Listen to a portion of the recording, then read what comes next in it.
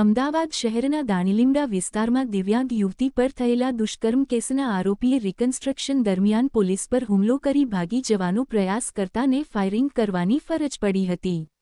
આરોપીના પગમાં ગોળી વાગતા તેને સારવાર માટે ખસેડાયો છે, જ્યારે એક હેડ કોન્સ્ટેબલ પણ ઈજાગ્રસ્ત થતાં તેને પણ સારવાર માટે ખસેડવામાં આવ્યો છે।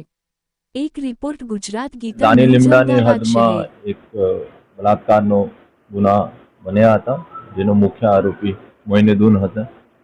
પછી 1 તારીખે એફઆઈઆર થઈ અને આ તપાસ સીપી સાહેબની હુકમથી ક્રાઇમ બ્રાન્ચને સોંપવામાં આવી। ક્રાઇમ બ્રાન્ચે આરોપીનો અટક કરે અને 8 તારીખ સુધીનો રિમાન્ડ પર હતા। આજે સવારે જ્યાં બલાત્કાર થયા હતા ત્યાં રિકન્સ્ટ્રક્શન માટે પીઆઈ ઘાસુરા અને એની ટીમ ત્યાં લઈને ગઈ હતી। ત્યાં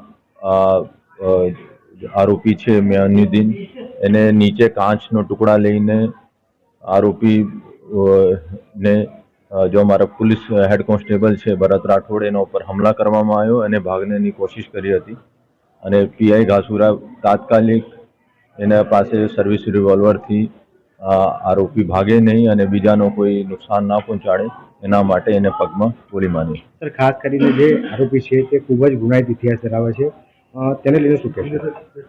અત્યાર સુધી આરોપીની વિરુદ્ધમાં 16 ગુના છે, 2 વાર પાસામાં જઈ ચૂક્યા છે, 1 વાર તડીપાર પણ થયેલા છે અને એનો ટેન્ડન્સી છે સેક્સ મેનિયક છે, ટેન્ડન્સી છે કે સેલ્ફ ઇન્ફ્લિક્ટેડ વાઉન્ડ્સ કરે છે, अपने ઉપર પણ હુમલા કરી નાખે છે, ડ્રગ્સનો પણ નશા કરે છે અને એનો ટેન્ડન્સી છે કે કોઈ અંજાન રસ્તા પર જાવતી લડકીનું હેરાન કરે યા વાત કરવાનું। આજે બનાવ શું બન્યો તો આરોપીએ ભાગવા માટે કયા પ્રકારનો પ્રયત્ન?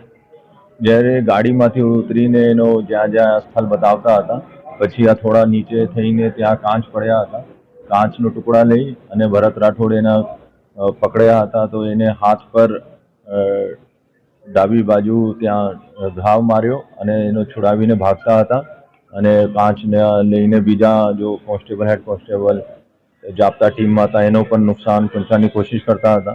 ત્યારે ઘાસુરાએ બહુ સોચી સમજી તાત્કાલિક અસરથી એને સર્વિસ વેપનથી એને વોર્નિંગ પણ આપી ભાગશો નહીં અને માન્યા નથી તો એને પેરમાં ગોળી મારી।